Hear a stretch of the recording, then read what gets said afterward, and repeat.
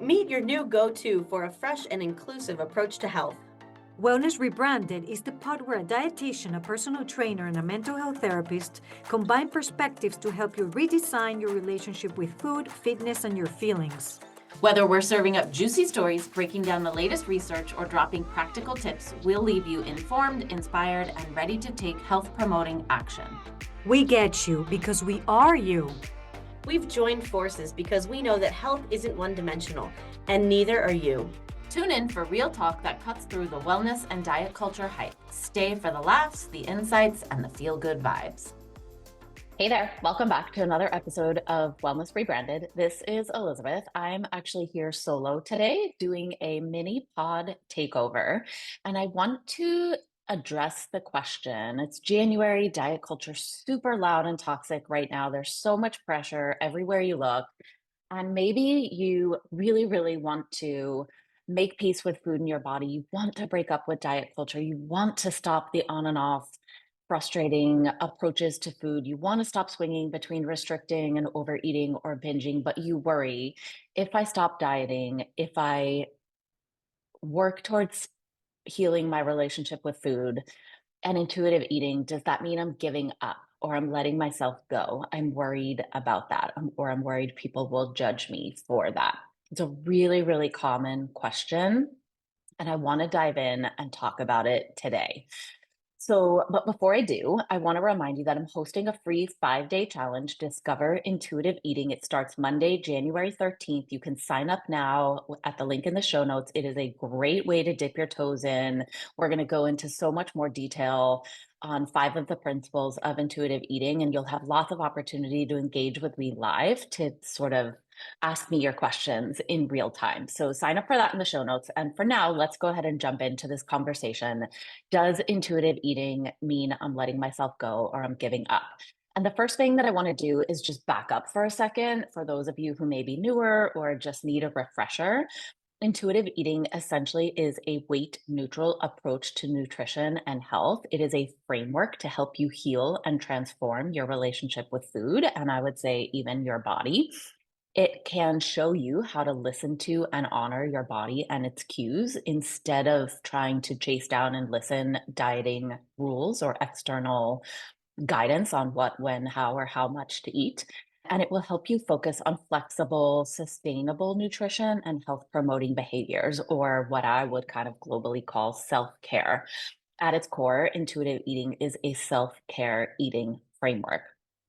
That said, it is a really common fear to think that if you decide to follow an intuitive eating approach to food, if you decide to stop focusing on intentional weight loss, that it means you're giving up or letting yourself go. That is not true at all. It actually cannot be further from the truth, and I want to show you why. So first of all, why do people even say that? Why do we have this fear that if I pursue intuitive eating, if I stop focusing on intentional weight loss, it means I'm giving up on myself or letting myself go? I think it comes down to a few things. One, it's so embedded in our culture, the idea that weight and health are the same thing, that it can feel almost subversive, the idea of not focusing on your weight, especially if you're someone who resides in a larger body and have been, told your whole life that that's what you need to do, or told, for a good period of time. Every time you go to the doctor, that's what they say. You need to focus on losing weight. Weight and health are not the same thing. We're going to talk about that. I think the other reason is that one of the principles of intuitive eating is make peace with food. And we do this by giving ourselves unconditional permission to eat and enjoy foods. And people hear that and think it's a free for all, that we're just encouraging you to eat all the quote unquote unhealthy foods, right? All the quote unquote junk food and nothing else. And how on earth could that be healthy? That's not what we're talking about or promoting with intuitive eating, but I think it's a misconception that people have. And then the other one is just a genuine fear that if I'm not trying to follow quote unquote the rules about my eating, that I'll just lose all control. So I think it's sort of an interplay of these three things is why we have this notion that if I stop focusing on intentional weight loss, if I pursue intuitive eating, I'll feel like I'm giving up or letting myself go. So I want to work our way backwards. So let's address the last one of, well, if I don't have the rules, I'll I fear that I'll let myself go or I'll lose control. I understand this fear. It makes so much sense, especially if you're someone who has a history of dieting, trying to follow the rules. And then whenever you're not following the rules, you feel like you're way going off track, overeating, binging, feeling out of control. It makes so much sense that you feel this way because that is your true lived experience. However, much of the time, I would say, in the people that I'm working with, that perceived lack of control, that overeating, that binging, that feeling like I'm losing control stems from the restriction itself. Actually, dieting and dieting rules and restrictive mindset that are like pulling that pendulum back, right, to the restricting end of the spectrum. And then when you let it go, it swings way out to the overeating and binging. And you have the perception of, if that is your experience, oh, see, I knew I couldn't trust myself. I knew if I, tried to eat those foods or if I tried to do it in moderation, I would, lose control or overdo it. But you're still operating from that restrictive mindset, thinking you shouldn't be eating those things, thinking they're bad, thinking they're unhealthy, feeling guilty when you do eat them, worrying that they're going to lead to weight gain.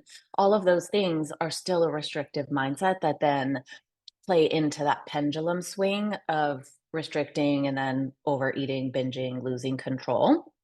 So you have to understand the interplay of those two things. And very likely, if you relate to that, it's not that you can't feel in control around food, it's that you need to get rid of the restrictive mindset.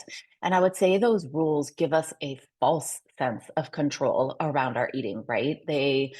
Has your experience actually been, again, when you maybe in the beginning, when you first start out a specific diet and your motivation and your willpower and your body doesn't understand what's happening yet, maybe then those rules do give you that false sense of control. But what happens over time, as the rules become harder to follow, as you feel hungry, as you feel deprived, as real life sets in and those rules no longer fit seamlessly into your life, right? Then you're at the other end of the spectrum. So I think first is just acknowledging or understanding or doing some self-reflection about your own patterns. Are the foods you're most likely to feel out of control about around the ones that you also try to restrict or believe you shouldn't be eating or feel guilty when you eat or believe will cause you to have real fear around, if I eat them, I'll gain weight or I'll binge them? If so, then you can see that pattern that I'm talking about playing out in your own life, in your own experience. So that's just the first invitation for you, is to consider, are the rules actually giving you a sense of control, or is it a false sense of control? And then how does it play out in your life? The next one is the worry that if I give myself unconditional permission to eat foods without guilt, that that just sounds like a free for all. That is a misconception. First of all, I want to say there are 10 principles of intuitive eating, and make peace with food is only one of them, and they all work synergistically together. So if you were only ever practicing this one principle of intuitive eating, well, then you're not really eating intuitively. You're missing the whole thing. Sometimes, especially when we're coming from off of a restrictive mindset or a past history of dieting, we need to give ourselves that unconditional permission, that experience to perhaps overdo it with certain foods in order for your brain to realize that, oh, you're not going to go back to restricting, right? You're not going to pull the pendulum back, which is what usually happens. We restrict, the pendulum swings out to overeating, losing control. That doesn't feel good. We pull it back to restricting, and then we're just constantly bouncing back and forth. You need to give yourself time as you heal from dieting to allow the pendulum to settle out in the middle.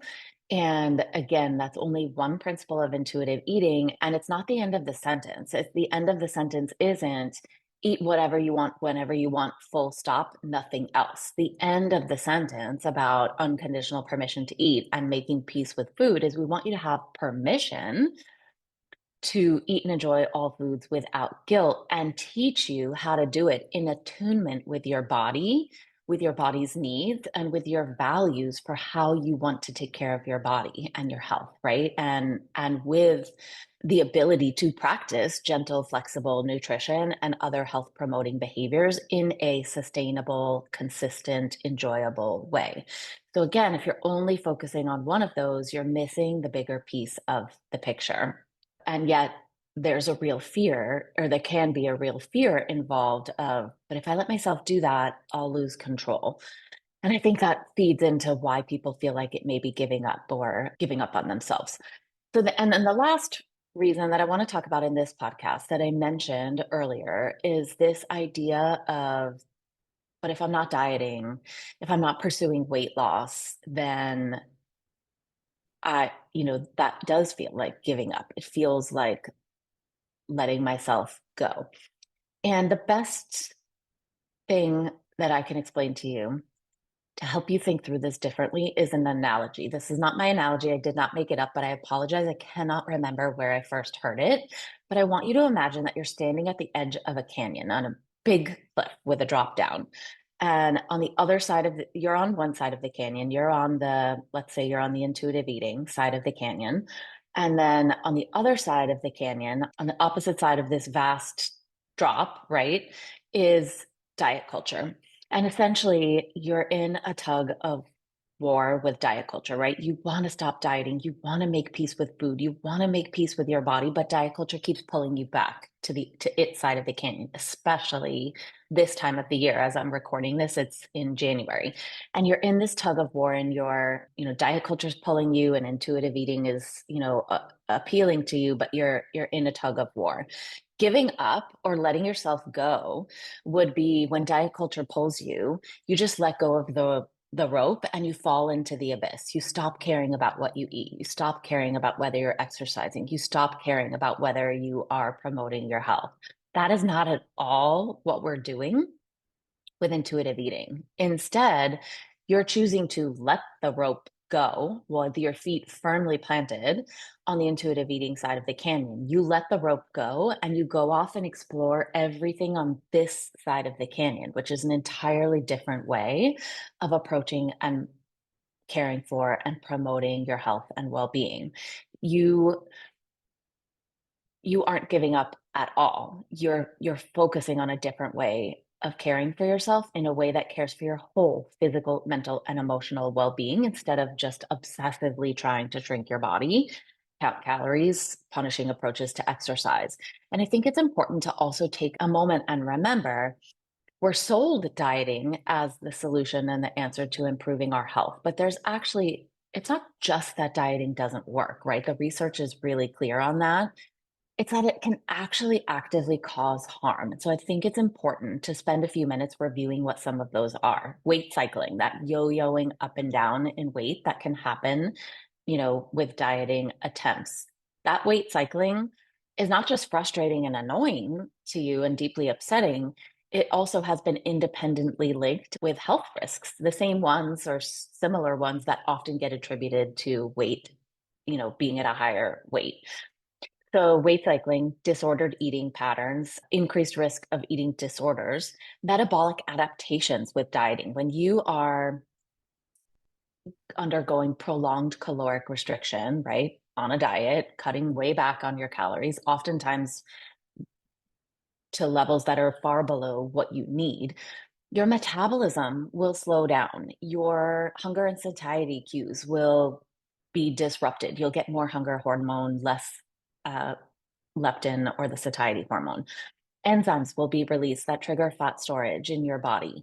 There's all these metabolic adaptations that happen as your body tries to defend against weight loss. Guilt and shame, eating guilt and shame are another common consequence of dieting and diet culture. Falling into that restrict binge cycle, right? All or nothing patterns with eating or exercise. A negative body image. When your whole focus is on changing your body, it's really hard to accept and feel comfortable in your body. The harms, of course, of weight stigma and fat phobia that just go hand in hand with diet culture and do so much harm to society as a whole and us individually, and especially people in larger bodies. Feelings of failure, right? That feeling like I failed again. every time a diet fails you. And it's a good time to remind you that people don't fail diets, diets fail people. So those are the harms of dieting. When you look at it that way, all of a sudden it doesn't sound so healthy, right? Necessarily to be experiencing and undergoing those things through dieting. So health and weight are not the same thing, right? Healthy bodies can and do come in all shapes and sizes. So do unhealthy ones. And healthy behaviors may or may not lead to intentional weight loss, depending on your genetics, your environment, your individual starting point, your body. But they're still health promoting. They're different things, right? Losing weight, dieting behaviors are often not healthy. In fact, healthy behaviors are healthy, whether or not they lead to weight loss. And then also intuitive eating, as I mentioned a minute ago, it really, as you heal your relationship with food, you're focusing on your whole health, your physical, mental, and emotional well-being. And I like to think of it as a Venn diagram with those overlapping circles. That sweet spot in the middle is what we're trying to nurture with intuitive eating. We're not so focused, so hyper focused and solely focused on intentional weight loss that it's coming at the expense of our mental and emotional well-being, of our relationship with food, of our relationship with our body, of our relationship with others even. And I promise you, if you have ever thought or someone has ever said to you, well, intuitive eating feels like the easy way out, I promise you, it is not. It is actually harder. It is so much harder to rebuild trust with yourself, with your food choices, with your body.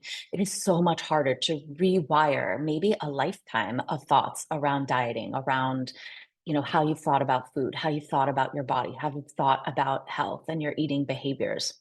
It's so much harder to work on body acceptance, right? Accepting radical acceptance, accepting ourselves as we are, meeting ourselves where we're at.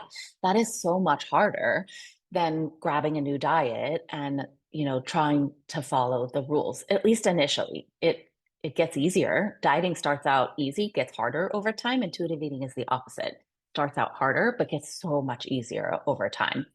And again, intuitive eating, the only thing you are letting go of with an intuitive eating approach to food is diet culture. The only thing you are letting go of is an unhealthy relationship with food and your body. Intuitive eating is about so much more than letting go of diet culture, although it is that. It's not letting go of yourself, it's letting go of diet culture. It's about tuning in every sense of the word. Tuning into your physical, your mental, your emotional well-being, your body, your needs, your thoughts, your life in such a different way than is ever possible, in my opinion, with dieting. When your life becomes more about just following dieting rules and battling food and battling your body and trying to shrink your body, life itself gets so much bigger. So I like to ask the question, not what do we're so afraid, well, but what if I gain weight? And maybe I should do another episode on that. But what I would say is, but what if you gain so much more, right? We don't know what's going to happen with your body when you start intuitive eating, just like you really don't know what's going to happen with it when you start a diet, right? Especially in the long term. We don't know what's going to happen with your body, but what if you gain so much more? And I have seen so many incredible, beautiful, life-changing benefits with my clients when they learn to break up with dieting and the restrictive mindset and make peace with food in their body and adopt a whole health approach to nutrition, caring for their health, their well-being, improved nutrition, right? People's nutrition usually gets better. Their nutrition variety gets better. All of a sudden, you're eating nutrient dense foods, not because you quote unquote have to follow a diet, but because you want to and it feels good. And when you can get to that space, that's when you choose it over and over and over again. You're also eating all the fun foods without guilt, without shame, without stress, in ways that feel good. Not only does intuitive eating help you find more consistency with nutrition, it can help you find more consistency with exercise, with health promoting behaviors.